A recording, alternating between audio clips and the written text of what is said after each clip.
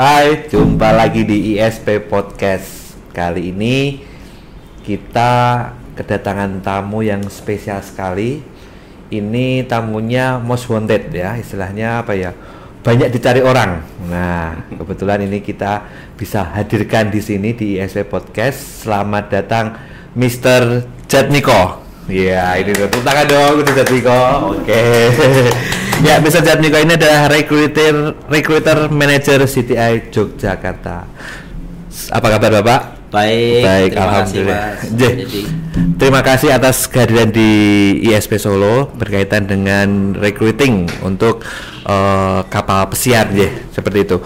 Sebelumnya saya mau tanya dulu Pak Jatmiko. Boleh. Pak mau tanya.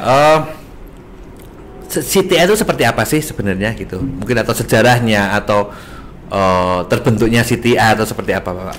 Oke, baik. Jadi CTI sendiri adalah agen kapal pesiar yang resmi ya. Jadi kita namanya adalah Cemerlang Tunggal Inti Nusa. Jadi kami sudah berdiri kurang lebih 27 tahun. Wow. Dan kami juga sudah memberangkatkan teman-teman kru kapal pesiar lebih daripada 8.000. Jadi memang kami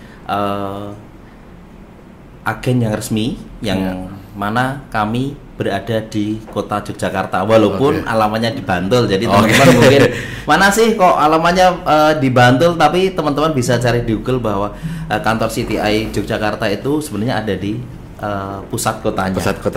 Ya. Jadi memang sudah jadi merupakan agenda resmi ya. Jadi kalau di ISP sendiri memang kerjasamanya dengan agent yang resmi untuk recruiting untuk kapal pesiar ya, seperti itu. Oke, untuk di CTI sendiri menaungi apa saja sih Pak untuk mungkin cruise-nya, kapalnya seperti itu? Oke, baik. Saat ini kami dari CTI Yogyakarta untuk kapal-kapal pesiar yang kita handle adalah yang pertama adalah Carnival Cruise Line. Ini kita sudah lama sekali bekerja sama dengan Carnival dan kru kita juga bisa dikatakan ribuan. Iya, Kemudian kita juga ada Apollo Group, di situ ada Oceania, ada Regent Seven Seas dan juga ada Virgin Voyage. Dan yang baru yang masih grace ya teman-teman, kami juga ada Carnival UK, kita ada Piano dan juga Cunard yang kemarin kita juga baru ada work interview di Bali dan juga di Jakarta.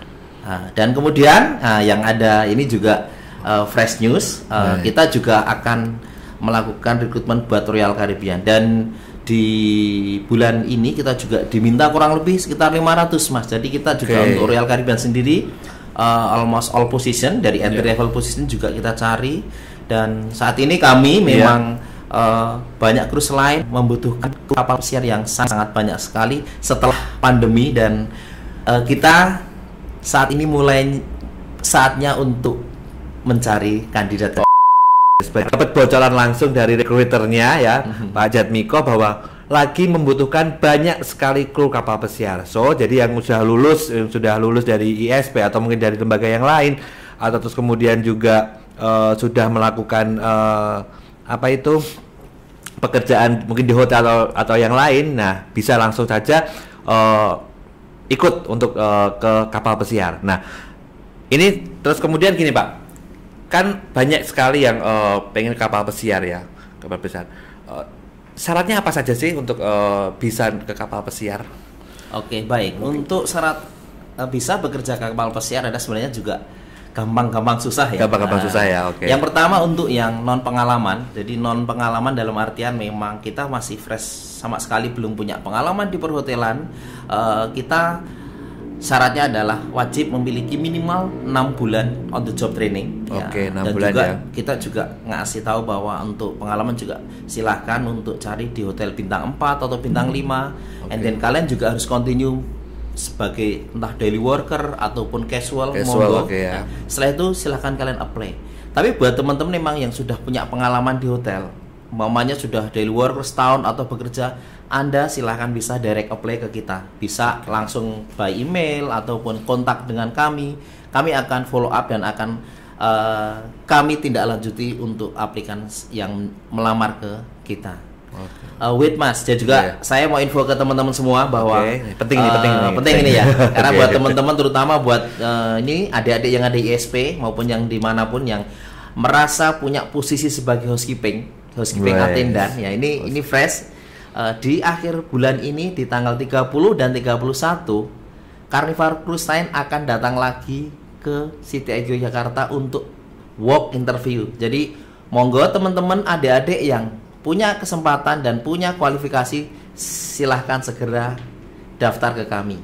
Ataupun adik-adik yang dari ISP bila bisa nanti kontak dengan Mas Luki untuk bisa dikoordinasikan dengan kita. Oke, jadi untuk housekeeping ya, housekeeping ya, memang nanti dalam waktu dekat ini housekeeping akan recruiting user ya, user seperti itu. Wah, luar biasa sekali. Jadi teman-teman yang sudah punya basic housekeeping segera saja persiapkan apply-nya dan lain sebagainya untuk persyaratannya. Jadi nanti langsung bisa ke City Eye Yogyakarta. Oke, Pak Jatmiko, kan memang istilahnya di kapal pesiar itu menjanjikan sekali untuk apa ya istilahnya secara segi finansial dan lain sebagainya. Nah, bagaimana sih rank and file atau apa posisi-posisi apa saja sih yang nantinya akan teman-teman yang mungkin naik bekerja di kapal pesiar itu dari posisi apa dulu sampai levelnya seperti apa, dan mungkin bocoran berapa sih pendapatannya yang akan dia peroleh seperti itu. Oke, baik. Jadi untuk jenjang karir di kapal itu juga depends daripada basic pengalaman kalian ya. Jadi contohnya kita akan contoh dari F&B service. Kalau teman-teman semua yang basicnya dari restoran itu untuk jadi entry level position teman-teman harus melalui galley steward ya. Galley steward adalah ya steward di restoran ataupun di kitchen. Nah, itu nanti jenjang karir kalian kalau di kapal Carnival akan nanti step up-nya akan menjadi asisten server, dan nanti so on bisa team waiter, entah team waiter, team head waiter seperti housekeepingnya teman-teman tidak bisa apply langsung direct sebagai room boy ataupun asisten. Teman-teman harus memulainya dari entry level position atau disebut sebagai housekeeping attendant. Kalau di hotel teman-teman bilangnya adalah public area attendant. Ya untuk range salary-nya ya minimal antara 600-700an itu basic salary-nya. Lumayan ya, $600, $700 ya, itu sudah lumayan banget ya Mas ya. Sekarang pagi cruise-nya kan udah 14 ribuan lah gitu, seperti itu. Jadi itu per bulan ya berarti per bulan berarti. Terus kemudian kalau di kapal sendiri mungkin kalau ada beberapa sih. Kalau di kapal tuh gimana sih istilahnya sistem kerjanya, mungkin Pak Jatmiko bisa jelaskan sedikit. Apakah harus 2 tahun di kapal atau cuman hanya sebulan di kapal atau seperti apa kalau untuk kontrak berdasarkan dengan posisi ya. Jadi ya more or less is 7 to 9 months. Itu adalah kontrak kerja di kapal dan nanti akan follow by 2 months for vacation. Jadi Anda akan kerja 7 bulan atau 8 bulan dan di rumah kurang lebihnya 2 bulan akan vacationnya. Jadi bekerja di sana juga jangan dianggap enak ya. Teman-teman jangan compare dengan di hotel, karena di kapal pesiar itu Anda akan bekerja minimal 10 jam dalam waktu seminggu tanpa day off ya. Jadi teman-teman nggak usah khawatir. Karena apa? Kalau dalam tanda kutip 10 jam itu berarti dalam artian bukan kalian akan kerja straight 10 jam tanpa break. Kerja kalian akan di total 10 jam tapi akan ada break. Setelah 4 jam Anda akan dikasih break, entah 1 jam, entah 2 jam, entah 3 jam, nanti akan dikontinukan. Jadi secara jumlah jamnya memang 11-12, tapi pekerjaannya tidak akan Anda continue seperti itu.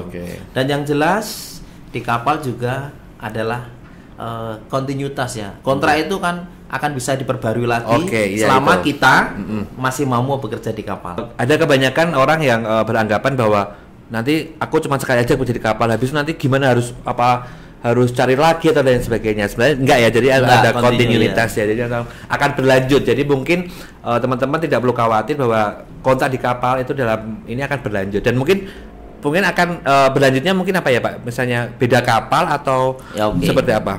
Kalau berlanjut otomatis karena number ship-nya banyak, jumlah kapalnya banyak, itu masih dalam tanda kutip juga bisa kembali ke kapalnya yang dulu, tergantung schedulernya ataupun dia akan ditempatkan di kapal yang lain Mas. Jadi teman-teman juga akan mendapatkan jadwal kembali itu ya tergantung daripada kita.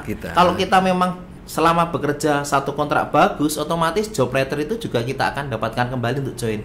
Tapi kalau kita belum sampai kontrak berhasil, tapi kita sudah melakukan kesalahan, akhirnya kita di suspend atau dipulangkan, ya itu kita nggak bisa jawab gitu ya. Jadi seperti itu. Itu jadi hanya kontraknya otomatis, Mas. Jadi ketika kamu doing well, doing good, no problem, ya company will offer you for the next assignment. Nah, itu kuncinya itu. Jadi tidak perlu khawatir. Jadi kembali ke kalian sendiri. Jadi kembali ke kalian sendiri. Kalau kalian kerjanya bagus, otomatis kontrak itu akan berlanjut. Tapi memang kalau kerja kalian tidak baik atau banyak masalah atau ada masalah dan seperti itu, pasti akan ada case-case khusus yang mungkin kalian tidak bisa kembali ke kapal atau mungkin ya berhenti atau mungkin blacklist dan lain sebagainya. Oke, Pak Jatmiko, ini lanjut ke biasanya skill anak-anak ya. Skill anak-anak tadi memang selain mereka harus bekerja di hotel terus kemudian untuk komunikasi. Nah, ini kan bahasa Inggris ya, otomatis sebagai bahasa internasional. Harus seperti apa sih untuk mereka bisa masuk ke sana? Mereka harus berusaha seperti apa sih gitu usaha mereka? Oke, yang jelas memang persyaratannya itu kan yang jelas adalah untuk bahasa ya. Bahasa Inggris, teman-teman harus menguasai bahasa Inggris karena ini komunikasi ya. Dan di sana teman-teman bahasa ibu kita, kalau di sini bahasa Indonesia, di kapal bahasa ibu adalah bahasa Inggris. Dan teman-teman harus tahu di sana adalah kurang lebih 150 negara yang berbeda bahasa yang dipakai dari Inggris. Jadi teman-teman yang willing to work in the cruise ship, come on guys, bahasa Inggris itu nomor 1 ya. Jadi itu adalah syaratnya. Dan juga dengan bahasa Inggris kalian akan menentukan juga jenjang karir kalian. Itu adalah soal bahasa. Jadi itu penting komunikasi, Mas. Komunikasi penting ya. Jadi memang ya ada, berarti kan tidak ada istilahnya aku bisa bahasa Inggris. Sebenarnya bisa untuk bahasa Inggris ya. Karena benar-benar kamu belajar untuk bahasa Inggris. Oke, Pak Jatmiko. Kesan ini kita mau istilahnya kita segera akhiri. Nah, kesan Pak Jatmiko untuk anak-anak sekarang ini yang sudah direkrut itu seperti apa? Ada beberapa hal yang memang harus diperbaiki atau seperti apa? Oke, baik. Untuk hasil rekrutmen hari ini so far bagus, Mas. Ya, ada beberapa yang harus diimprove aja untuk ya self confident itu kan penting ya. Kalau ngomong kita yang natural aja. In English natural. Jadi itulah kunci utama dalam berkomunikasi. Kalau kita ngomongnya natural, nggak seperti orang menghafalkan, membaca itu, anak ini komunikasinya bagus. Jadi so far hasilnya bagus dan kedepannya saya harap juga as soon as possible mereka juga join on board. Siap. Terima kasih Pak Jatmiko untuk waktunya. Terima kasih sekali. Nanti kapan lagi kita bisa ketemu lagi. Nanti mungkin kita visit ke Jogja juga. Boleh. Nanti kita siap. Office touring ya. Boleh. Office touring ke CTN, nanti kita bisa liput-liput ke sana. Gimana sih proses recruitingnya juga di sana, seperti apa kondisinya seperti itu. Terima kasih. Teman-teman di ISP Podcast, demikian perbincangan kita dengan CTI Yogyakarta bersama Mr. Jatmiko. Terima kasih atas atensinya. Salam ISP, have fun and be rich. Yes.